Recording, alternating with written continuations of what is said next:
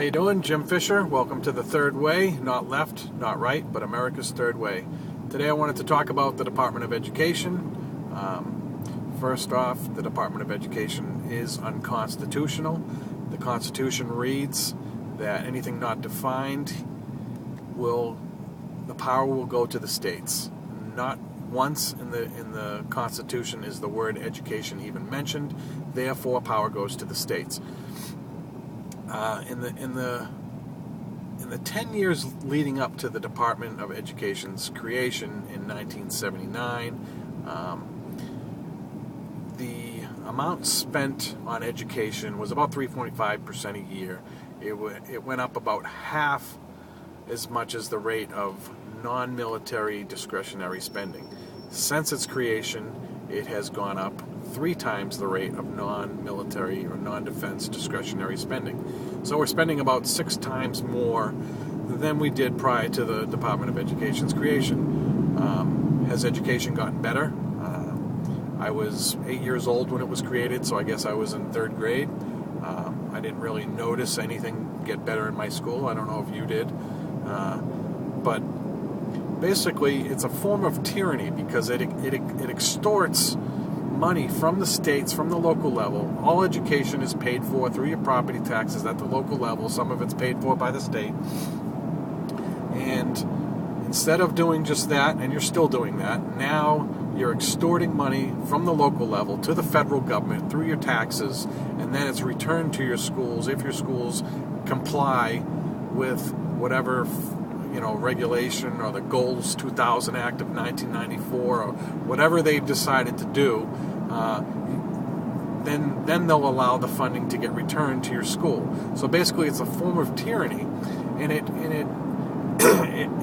reduces the control you have on your local school. It reduces your freedom to do with your money what you will for your child's education, to be able to control your local school. It's now being controlled at the federal level. They have to comply. I mean, there's one of the 8 goals of the Goals 2000 Act of 1994 was that all parents will spend some amount of time per day with their preschool child for education. How do they determine this? Are they going to require the states set up some type of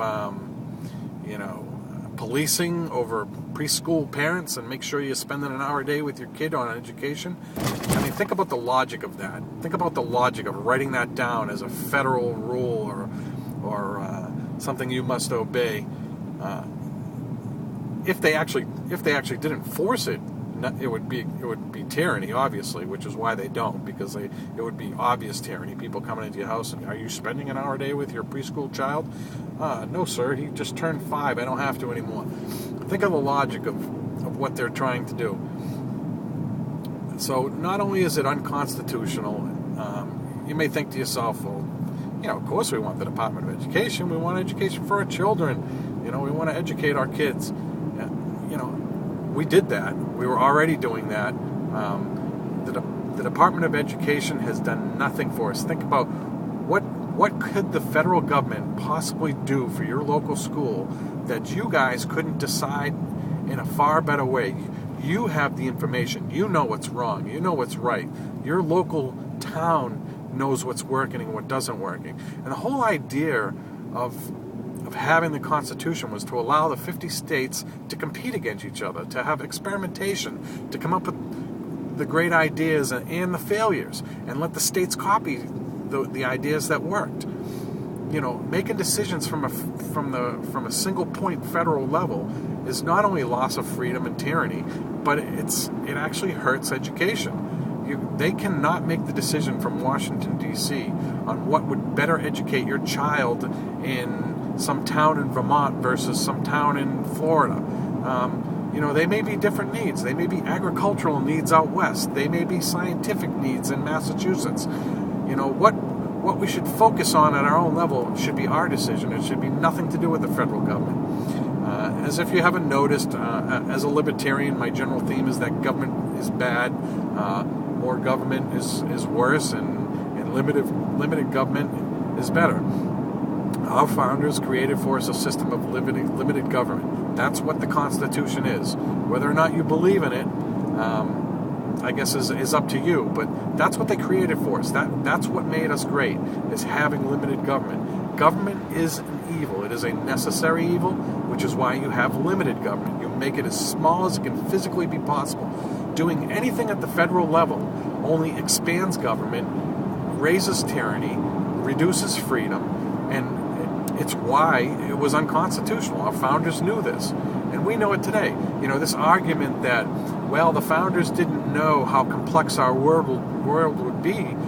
There's no way the Constitution can work back then. Today, maybe it worked in the world back then when you had, horse-drawn buggies, but today our world is so complex. Complexity is even a greater argument for decentralization of power. The more complex society is, the more you want it to be managed in individual points and not centralized.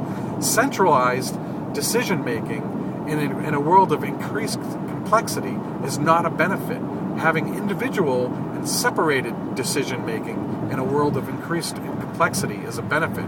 So the whole complexity idea, or the whole idea that the Constitution doesn't work today, it was great for them back in 1776, but they could not possibly know what complexities we'd face today and how different the world would be today. They didn't set up a system of how to manage a complex world. They set up a system of governing that works better today than anything else. And we need to adhere to that. We need to adhere to the Constitution. So the Department of Education, unconstitutional. Get on board with the libertarian movement. This is Jim Fisher signing off for today for the Third Way. Not left, not right, but America's Third Way.